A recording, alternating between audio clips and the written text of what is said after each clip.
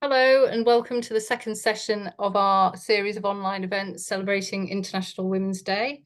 In this session, we'll be exploring lived experience, what it means to different people, how we view it, how we use it, how it informs our work and our ability to create change and make a difference. My name's Anna and I'm part of the Flourish team. And I'm delighted to be joined by Fran, who's also part of Team Flourish, as well as running their own social venture. And I'm also joined by Jill, who's a community counsellor, hello, hi, and a long-time supporter of Flourish, part of our network. So Fran's going to be managing the chat, and also if we do breakout rooms later, we might not, we'll judge it on the size. And we are aware that we might be touching on topics that may be triggering for some people. So for any reason you want to leave the space, just go into a one-to-one space with Jill, just put a message in the chat, direct to Flourish Together. That'll go to Fran and she can arrange that. So Fran and Jill, just want to say a quick hello so people know who you are and just a little bit about what you do. Hello, everyone. As Anna has quite rightly said, I'm part of Team Flourish, but many of you will know me as the founder of Coming Home, which is a community group, unconstituted group, no, a constituted group, an unincorporated association, and I support women coming home from prison maintain and regain meaningful employment and come back to society to contribute in an effective way. As Anna has rightly said, I am your little digital whiz in the background. I'll be paying attention to the chat. And if anyone does feel they need a safe space to just go and have a minute and hang out with Jill, who is the most wonderful person on earth, let me know, pop me a message, and you can go and have some nice downtime. Oh, thank you for that. Yeah, hi everyone, I'm Jill, the Community Counsellor of Counselling and Training Services, or CATS. I'm here today to support anybody because we might have some content that might be triggering for anybody emotionally and mentally. So we've got safe space in a breakout room. It will be confidential, anything that's discussed in there, as is anything where somebody comes to see me, even though I work alongside Flourish, they don't know anything about what's discussed. If for any reason people might be triggered a little bit later than this event, even though we've talked about things today, sometimes it takes time to process, I am available to book for sessions. So all my details are in the chat. Just feel free to contact me on whatever's your preferred method of communication. Basically what I do is in my social enterprises, I offer free counselling to those that can't afford to wait and not just at crisis point, because I am actually a lived experience representative as well, because I've had experience of my own mental health problems and accessing services within the Oldham area. So that's good for you to know that I'm sort of on your wavelength hopefully today. So yeah, I'm looking forward to this session. Brilliant, thanks Jill and thanks Fran. And also we've got a panel of three fantastic speakers. We've got Janine, we've got Dr. Samira, and we've got Selva.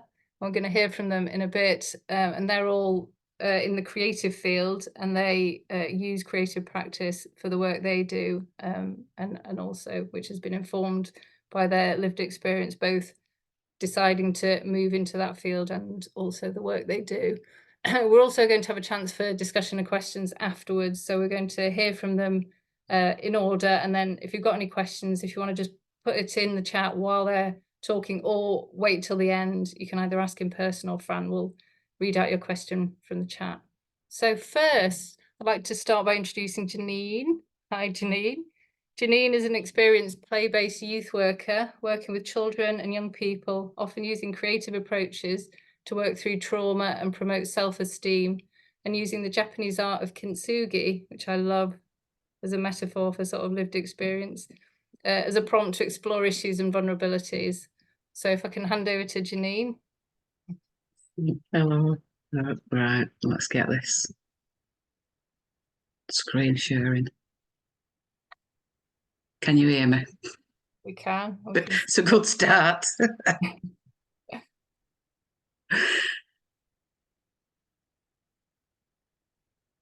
No.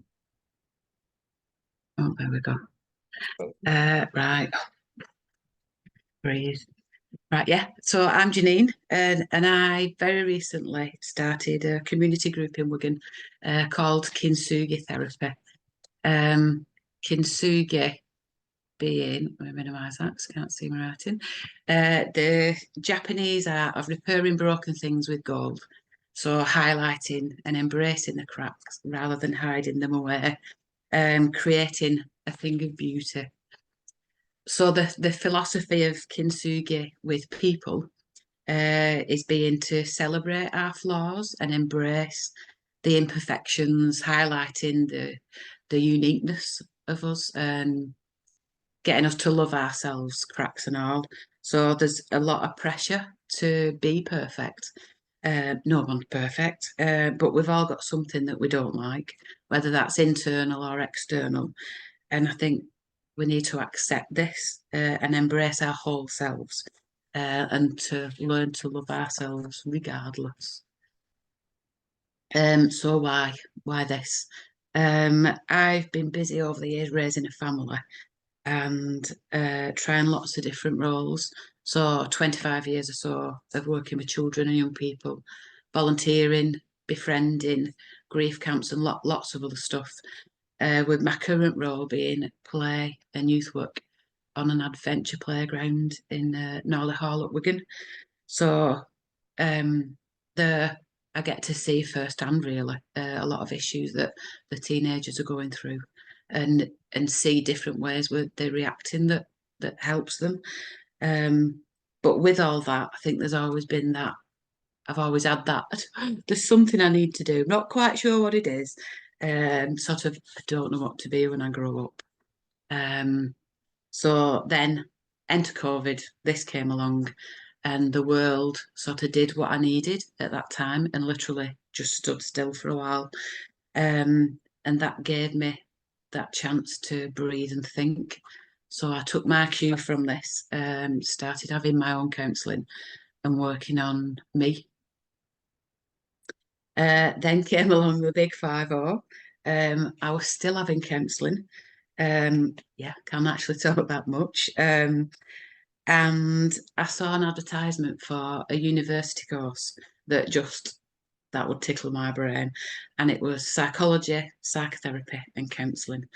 And the more I looked into it, the more it was just, yeah, this is for me.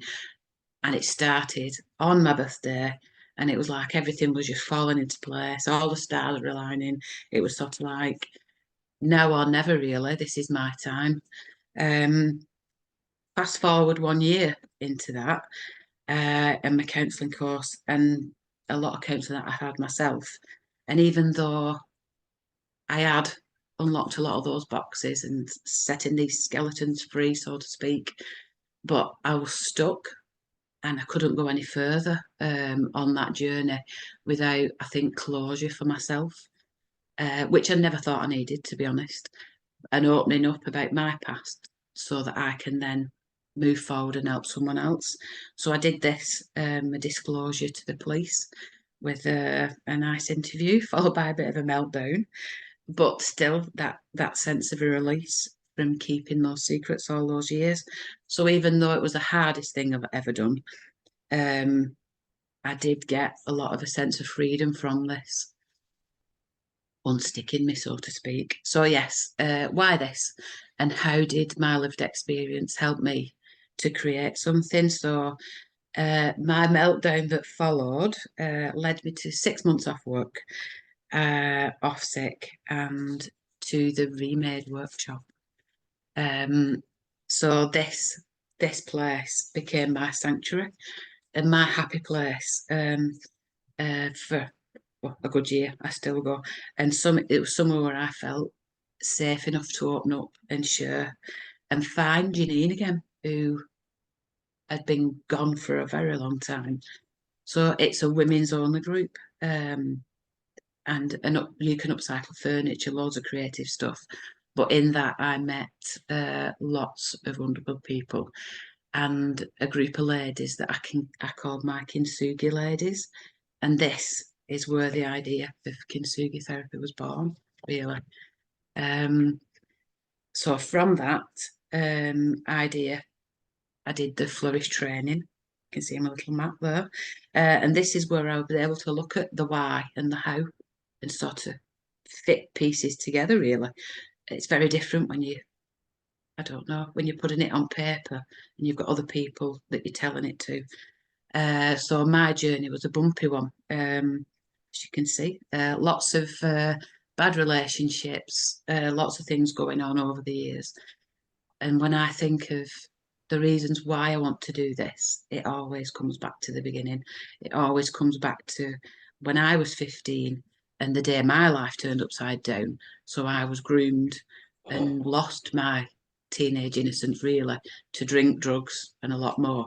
So it always, for me, goes back to that point. And you can see the beginning of my road. But it's, I don't know, for me, it was good to see this and to see this on paper. So with all this realization, everything was just falling into place, reigniting that little fire of finding something that I needed to do, something I've been looking for. So the creative workshops will have activities for teenage girls, designed to access that flow, so the focus and calm the mind, and a space where they can feel safe and come together, and working on boundaries, positive body image, self-worth, and building that resilience that they need to thrive. 15-year-old me would have loved this, and who knows, maybe life would have been different, but I would hope that it could be someone else. So yes, my lived experience and led me to the golden opportunity, pun intended, to be able to use my past, both the good and the bad, to help others, and using that kintsugi philosophy, which I feel is a positive thing, and it's the right time, and it all ties in together. It just feels like the right time and the right thing to do now, to help others embrace their quirks and cracks, and learn to love themselves and not hide away. So yes, the goal, we want to empower the next generation of young women and give them that voice, help them build that confidence that they need, to believe in themselves, and avoid some sticky paths, so to speak. So that's it. That's my story. Oh, thank you so much. That's really, really moving and really sort of encapsulates. I mean, I love the kintsugi metaphor because it's just so perfect. It's almost, when you explain it, you lose the beauty of it. But yeah, and that lived experience can be this big barrier and yet this opportunity. So it's, I know, and I don't know. There's a lot of pressure on yourselves, isn't there? And you do forget, and you're like, yeah, it's just who you are. Whatever's happened yesterday and in the past is who you are now, isn't it? So yeah. Thank you for listening. Thank you. And we'll move on now to Dr. Samira Samira, who's a visual difference artist, a social entrepreneur, researcher, and writer. And she's being mysterious because that's all she put in the bio. So I'll let you tell us more. Are you okay, Dr. Samira? She's brilliant. We can see your screen. That's fab. Sorry about that. I was contending with my No, it's cool. technology, and it's important for you to know how, for someone like me with, when I say visual difference, it means to be seen differently, and to see differently as well. So in order to take part in something like this, I've got several synthetic voices in the background, both helping me do stuff, and also to gradually get to the point where I can let the machines do all the stuff that causes me pain. It's important for you to know that, as well as multisensory impairments, I have a condition called epidermolysis bullosa. If you want to learn more about the gory stuff, you can go to deborah.org.uk. So it's Deborah is DEBRA.org.uk, bra.org.uk. So what EB means is I have fragile skin and delicate eyes, and it's not just about not being able to be near the screen, not using my cameras to prevent extra light going into my eyes. It's also about we've all got touch screens now, and the extra burden that puts upon one's body. And I think the reason why I asked Anna to include my title in the bio is because the reason why I did my PhD is because I found pictures as a 12-year-old adolescent of my 2 or 3-year-old self in medical journals, and they were identifiable, and they were taken under the pretense of leading my parents that this will lead directly to a cure. That was not the case. It was non-consensual, and that's why for me I didn't have a choice. My lived experience was laid out in a certain way out there, and I had a choice. I leave it and let anybody who now has a computer to access those old digitized journal articles that have been written in racist, sexist, Islamophobic, and culturally conflated ways, or I can choose to take a balanced approach and write an holistic and ethical story of my experience, and choose to share what I want to share, and also leave some things silent, because in the silence is where you take back the power of the language. And sadly, because of the free availability of digitized information, there's a lot of unethical behavior, and that discrimination goes just from medicine out to big charities. Being able to Google my diagnosis, so I've stopped disclosing the very specific one that I have. And then that leads me to my interest in my creative career, is that creativity makes safe spaces for me to explore through research, through art, through writing, through social enterprise, that lived experience, and be critical, but know that I am safe. I've got those boundaries set, and I can speak to that lived experience and the joy of thinking about these experiences in a balanced way. And an intersectional one is someone will always find something in common with you. You open up that avenue for sameness.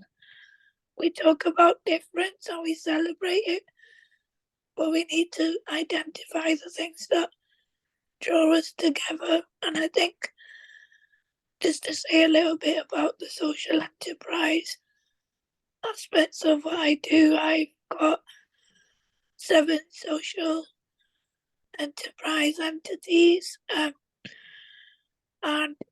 I'm setting up a community interest company called Mancunian, which will be the home for the aforementioned, as well as setting up a foundation, a charitable organisation interested in social investment called Peacemakers. And I'm just gonna finish by showing you a little piece of my writing. It also has my ex-social media handle on it. And you'll notice there's some abstract art on the screen, orange stuff. And when you happen to glimpse it, just bear in mind that I drew that by only being able to see light and dark, and I drew that with my own Anne's using this screen that I'm using to talk to you guys, and thank you for listening. I'm just going to leave you with the writing. Just bear with me.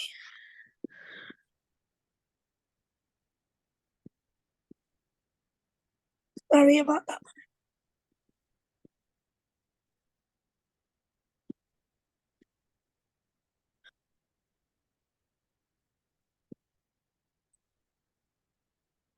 I'm just going to read the first bit out because it's quite long and I'm conscious of time.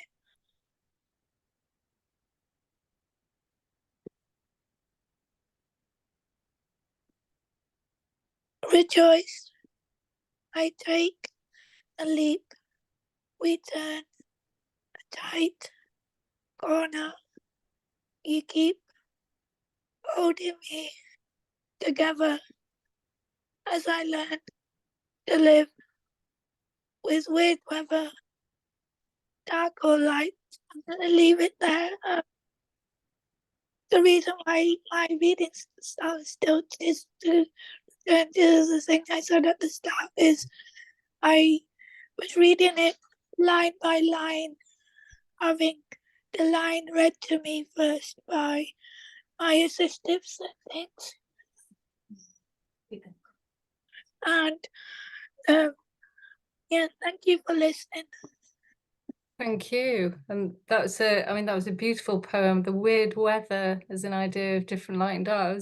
That was beautiful. And also just that realization, I think we can all sort of feel that how much we take for granted, and people's experiences of just using a phone, using a screen, all these things that we probably don't even think of until we hear from someone who that is part of their daily experience. That is really, really insightful, and thank you so much.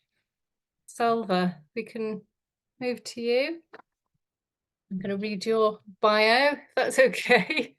So Salva worked in the NHS for many years as a haematologist before depression and anxiety brought her to a peer support group where she was introduced to sketchnoting and the art of graphic recording, which she now uses to make information and services more accessible and inclusive. So yeah, tell us more, Salva. Okay, thank you. Would you be able to share the screen for me? Thank you. So yeah, well, first thing I want to say is I have to say thank you to Anna for dropping me in this today. Anytime. I thought I was producing something like this at the end of the event, and then I realized I'm not. I'm speaking, which is definitely out my comfort zone. So you'll have to excuse me because I'm going to be reading basically from paper because I can't remember stuff. I'm really bad. So let me get us started anyway, now that I've ousted Anna. So sort of there's echoes of Janine in here, actually, some of what she said. So, you know, I sort of wanted to start with it might sound weird, but actually my depression and anxiety has been good for me. Apart from, of course, it ruined my 20s and all my 30s, and the fact that I wouldn't wish it on anyone else. But it has led me on this journey of self-discovery and awareness, and I've been able to think and act differently. And actually, I think it's made me a better person. It's also taught me an awareness of others that I'd not sort of took any notice of before. And it's also given me a new sense of self-esteem and confidence. More recently, I'm approaching the big 50 as well. And only a few years ago, I discovered I'm autistic, although actually I don't know how I didn't realize. But you know what they say about hindsight, don't you? And it's given me many sort of like aha moments where I've, you know, why I don't really have any friends and I can't maintain friendships, why I don't really like being around lots of people, and I don't like the background noise of chatter. I like spending time on my own, although as my darling daughter, who's also been diagnosed with ASD recently, said, it's not actually about wanting to be alone as such, it's just actually it's easier to be alone. And I was like, oh my god, she's right, it's just easier. And then I thought I'd throw in a random one. I really hate wearing socks. I hate them. I absolutely hate them. So anyway, over the years, I've had lots of counselling, some good, some bad, but it was all aimed towards the depression and anxiety, because obviously I didn't know I was autistic, but it has still helped me to process and accept that I'm autistic. And I don't know, I think some of you will understand when I say that actually knowing about it now has given me this sense of freedom. I realised that actually I've spent all my life masking and I didn't know. So anyway, a little bit about me. So I'm 47. I come from a mixed heritage background, from a stable, if strict, upbringing. I'm above average intelligence, I think, and I've been pretty well educated. That was sort of drummed into me. I had to be. My dad wouldn't accept anything else. I've got one long-term partner, 3 children, 1 house and 2 cars. So what you would sort of think of as a very normal background, really. As Anna said, I worked as a haematologist in a very top-down, noisy and hectic environment, and now of course I realise why I hated it. But I was also bullied by my line manager almost from sort of the day I started as a trainee in 2001, and I was repeatedly told that I was useless and lazy until it came to the point where I believed it. My self-esteem and confidence were constantly undermined to the point where I started to worry about going into work, and my depression and anxiety grew. But it took me about 2 years to realise that I had depression and anxiety. And of course, by then it was too late. I started with antidepressants. During that time, I had other life events happening to me, and I'll tell you some of what I think are the main ones. So I had postnatal depression with all my children, 2 ectopic pregnancies, including an emergency laparotomy where they had to remove one of my fallopian tubes, 3 miscarriages, 1 high-risk pregnancy, and 1 missed gestational diabetes. So it's really been a roller coaster ride.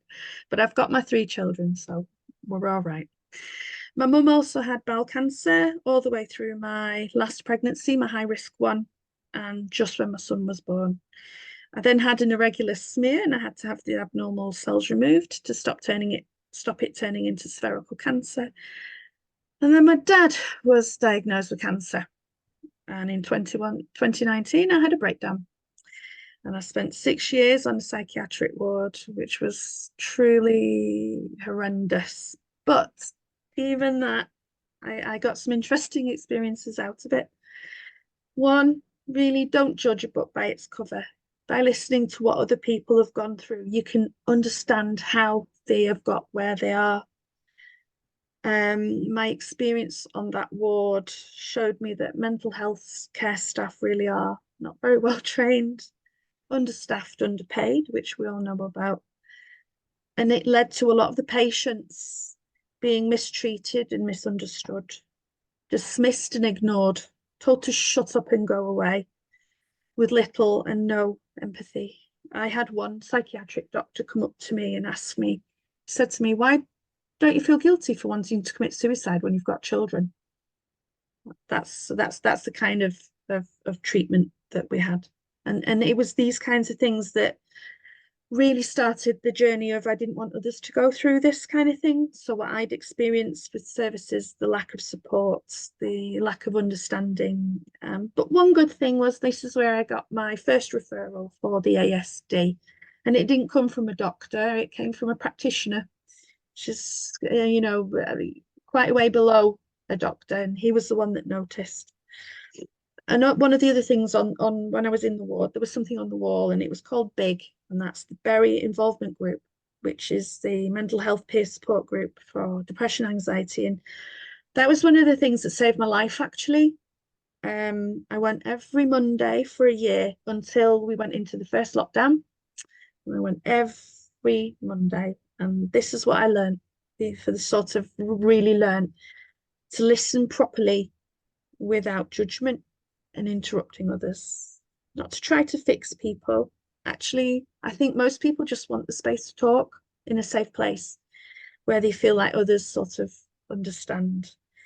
And that you have to learn that what works for you doesn't work for others, and don't try to push it onto onto others. And then I also learnt the terms lived experience and co-production. And it was one of the facilitators that actually asked me if I'd be interested in joining a group of people with lived experience to use co-production. And at the same time, I'd just been persuaded by my family to resign as a haematologist. And eventually I agreed because I was worried about, you know, where was the money going to come from? So this opportunity was really serendipitous because it gave me a source of income and a purpose, which for me is something that's really important. It was rooted in mental health, which of course is a passion of mine now. And it also felt like that way to pay it forward, which I think a lot of us feel. So I became part of the Lankelly Chase and Greater Manchester Combined Authority funded programme called the Elephant's Trail, which has got its roots in the elephant in the room. And I became part of a group of like a mouthpiece for those who were not able to speak, also to support others who wanted to speak and support them to be able to do so. And you know what? I haven't looked back. I've been introduced to so many like-minded people, to so many meetings and events. I've learned different ways of working, different ways to be with people, and things I never thought I'd do, like today, like talking in front of others. There's no way I would have done this a few years ago. And I've learned that I'm not useless. I am not lazy. I do have purpose, and I have determination, and I am so grateful for that. But most importantly is rediscovering my love for art, which was completely by accident. Someone saw a mind map that I just happened to be drawing, and she saw it by accident, and she said, you know, you should try something called sketchnoting. And I was like, I've never heard of that. I don't know what that is. So I researched it because that's the kind of thing I do. I like researching and that kind of thing. And we were still in the middle of lockdown. So it was really easy because there was lots of stuff online, free and very cheap. So I attended lots of those, and I bought books because I love books. I love them. And I started drawing again. And when I started drawing, I couldn't stop. So for me, it's been like a win-win. I found something I can immerse myself in, occupy my mind, because it's important for me to be able to do that, because if I'm not occupied, I start thinking, that's bad. I started getting commissions for my work, and I found another network of peer support. And then more recently, I've been approached by another sketchnoting friend, and he asked me if I consider getting together to form a sort of business where we offer our services and maybe do workshops with them to grassroots groups, because they're the ones that really make my heart sing. And we want to be able to do it for free, ideally, or for very low cost. So this is how I am where I am today. And having done other things with Flourish, I was aware of the time to grow. So I applied to see if we could find out about the social enterprise, how to set up a business and the best way to do it. And then the added bonus to this is that I've now got another peer support group. So it's just brilliant. The only fly in my ointment recently is my 16-year-old daughter, because she was diagnosed with autism last year, and it's more severe than mine.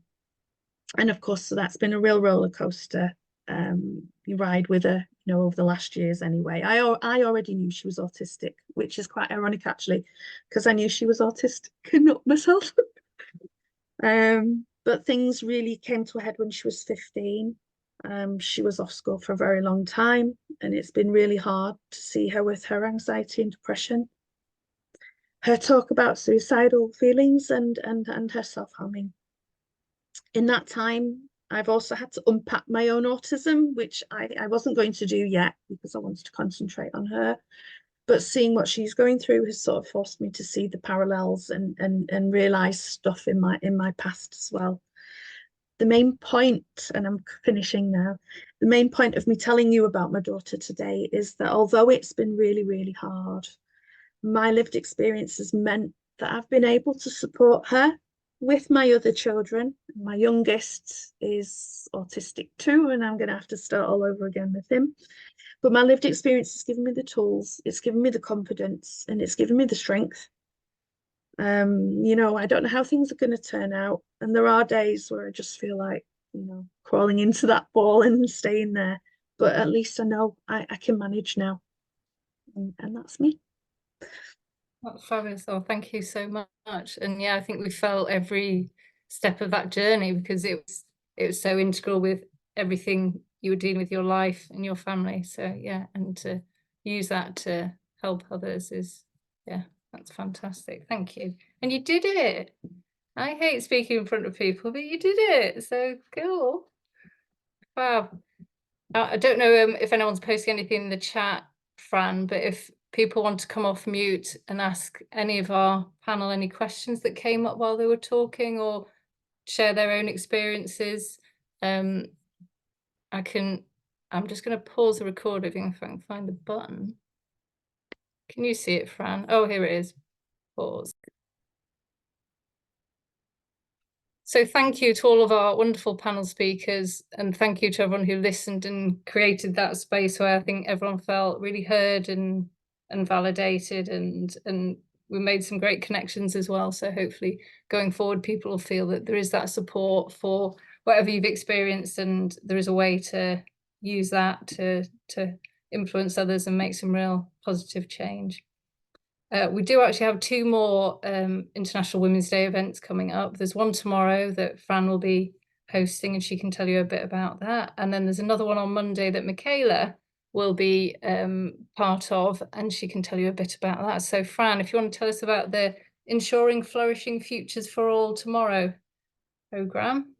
Yes, indeed. So this Lunch and Learn comes off the back of our Finding Financial Resilience programme, which is very much about understanding that women change makers often have slower progress to the goals that they're trying to achieve with their social ventures if they feel that there's barriers to that which are financial. So if you don't have all your financial ducks in order, as it were, or if you do have financial barriers and stress, it's a discussion with some great panel speakers tomorrow about whether or not it is essential to have financial stability personally when starting a social venture, or whether there are avenues where we just hit the ground running and we brave it and front it and see how the land lies. So we'll hear from different kind of ends of the spectrum, really. People who think, yes, we do need some financial stability before we start venturing off into the world of social enterprise.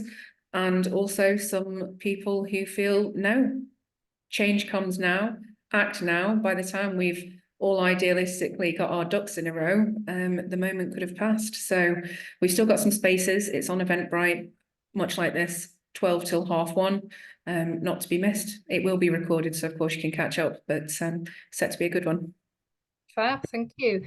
And Michaela's got an interesting one because hers is about learning from women change makers through history. And she's actually related to quite an amazing woman change maker. Do you want to just tell us a bit about that, Michaela? Hi everyone, I'm Michaela, and yeah, so we've got an event on through Flourish on Monday the 11th of March, 6 to 8 p.m, and as Fran said, it's on Eventbrite, so you'll be able to find it there. So I'm going to be talking about an ancestral auntie called Anna Parnell that was from Ireland, and it was sometime during the land wars when they were fighting for home rule, and the Catholic tenant farmers basically had no rights. They couldn't own land, they couldn't vote. It was a dreadful time, and these poor farmers couldn't afford food, let alone pay the rent, and they were being evicted into destitution. So Anna had been supporting her brother, Charles Stewart Parnell, who was an MP, and he was basically thrown in prison with the Men's Land League, and Anna stepped up and basically went round Ireland, encouraging women to become politically active and actually help the people. They crowdsourced money from America, and they did an amazing job of saving these people's lives by paying for carpenters to build tiny homes that could be put up and down to house these destitute people and feed them. And it was amazing what they did, but it took a sad turn because a brother Charles basically betrayed her, and he agreed to a treaty. It ended the Women's Land League, and she ended up leaving Ireland and was in Devon under a false name. And when she passed away in 1911, they found out she was actually really Anna Parnell. They refused to bring her home to Ireland for her to be buried there. Yet a brother, Charles, he has an amazing tribute, a monument. He's got like a park named after him. He has Parnell society over there that remembers him, and they're starting to remember Anna as well. But now there's a campaign to bring Anna home from Devon. I've actually, for the first time, I actually spoke about it publicly, is the reason being because I'm trying to help get Anna home. I wrote a letter of support that's gone to the diocese where Anna was interned, and basically the Irish Women's Parliamentary Caucus, which is a political range of women from different parties that come together on women's issues. They're kind of I'm hoping they're going to champion this to bring her home. So hopefully I will see more of you on this event, and there's some other amazing women that are going to be sharing about their ancestors as well. So if you can come along, please do. Fantastic, thank you. And Jill, do you want to just close with a few words? Yeah. Yeah, it was just to say thank you to everybody for sharing your lived experiences, and just a quick reminder that I am here should anybody have been triggered emotionally or mentally by anything that's come up today.